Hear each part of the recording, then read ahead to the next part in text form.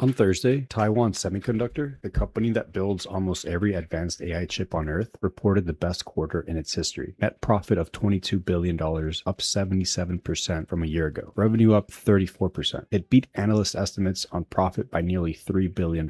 And it raised its forecast for the entire year's growth from over 30% to above 40%. By every number in the headline, it was a blowout and the stock fell. Now, the lazy explanation you'll hear is investors are nervous about AI spending. That's not wrong, but it's shallow and it misses the actual reason, which is sitting in one specific line of the report that most coverage skipped right past. Once you see it, this stops being a confusing good news stock drop story and becomes one of the clearest signals about the AI trade you'll get all year. Because the real reason TSMC fell isn't that it's spending too much. It's what that spending is about to do to their profits. And that's a distinction that separates people who read headlines from people who read reports. Here's a line almost everyone skipped. Alongside the record profit, TSMC gave guidance for the coming quarters. And buried in it was a warning. Their gross margin, the core measure of how profitable each chip is about to shrink. Specifically, the company said its brand new 2 nanometer manufacturing process, the cutting edge technology everyone wants, will dilute its margins by 3 to 4 percentage points in the second half of this year. And its new factories overseas, especially the massive expansion in Arizona, will shave off another 2 to 4 points on top of that. Think about why that's such a big deal. TSMC's entire investment case is that it's the most profitable chip maker on the planet. It prints money on every wafer, and it just told investors that the very thing driving its growth, the newest technology and the new factories, is going to make each chip less profitable for a while. The Q3 margin guidance actually came in below what some analysts were expecting. So the record profit is the past. The margin warning is the future, and the market always trades the future. Now, connect that to the number that actually moved the stock. Capital expenditure, spending. TSMC raised its spending forecast for the year from a range of $52 to $56 billion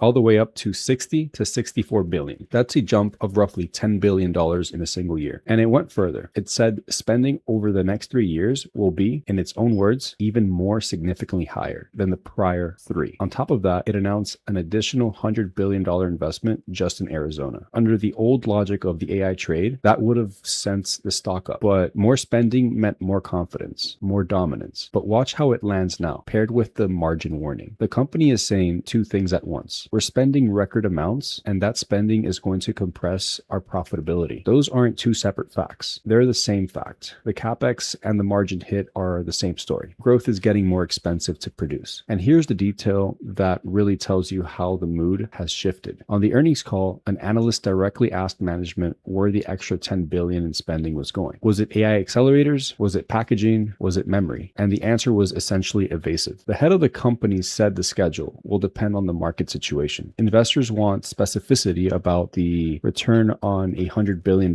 bet, and they got, it depends. That's not what a market demanding proof wants to hear. Now zoom out, because there's a bigger pattern here that connects to something that happened just a month ago. A few weeks back, Meta, one of the biggest AI spenders, essentially admitted it had built too much capacity and started trying to rent out the excess. The fear then was the industry overbuilt. This week, TSMC said the opposite. Its chairman stated flatly, our conviction in the multi-year AI megatrend remains very high. Demand is so strong, they're spending more. And the surveys back him up. A poll of 151 semiconductor executives found 93% expect higher revenue this year, with AI as the #1 driver. So the one company says we overbuilt, the other says we can't build fast enough, and the market sold both. That's the crucial signal. The market is no longer reacting to whether demand is real. Nobody seriously doubts the demand anymore. It's reacting to a different question entirely. At what cost does all this growth come? And when does it actually flow to the bottom line? Meta's answer raised the demand question. TSMC's answer raised the profitability question. Different worries, same underlying anxiety. And the same result was the market selling. I break down these market signals every week in a free note. Links below if you want them as they land. Stick with me because there's one more layer that ties this to something bigger than AI. Here's the part that connects TSMC to the whole market, and it surprised even the industry. In that same survey of semiconductor executives, for the first time in the survey's 21-year history, the #1 challenge these executives named wasn't competition, wasn't demand, wasn't technology. It was tariffs and trade regulation. Think about what that means for a company like TSMC specifically. It's a Taiwanese company building $100 billion